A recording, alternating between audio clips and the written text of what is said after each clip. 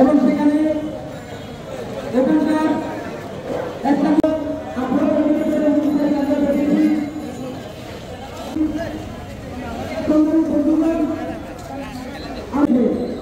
এখন আমাদের সামনে যত জঞ্জাল যত বাধা রয়েছে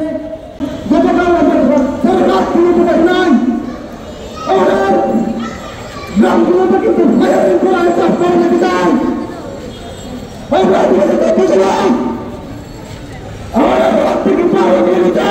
সদরে যে ঘটনাটি ঘটেছে সেটি একটি অনাকাঙ্ক্ষিত ঘটনা এবং সেই অনাকাঙ্ক্ষিত ঘটনাকে পুঁজি করে খাগড়াছড়ির দিঘিনালায় যে একটি সাম্প্রদায়িক যে উস্কানিমূলক একটি মিছিল বের করা হয়েছে তার পরবর্তীতে পাহাড়িদের বৃহস্পতিবারের বিকাল থেকে খাগড়াছড়িতে যে অগ্নিসংযোগটা হয়েছিল সেটা হচ্ছে খুবই নির্মম একটা আমাদেরকে বৈষম্য করা হচ্ছে।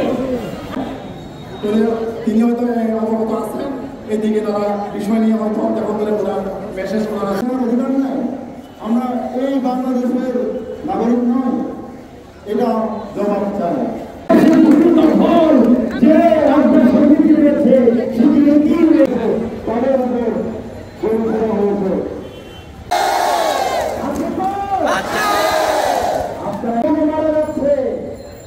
মাত্র গতকাল পরিস্থিতি নাই, আবার ঘুমাতে পারিনি এই অবস্থা দেখি।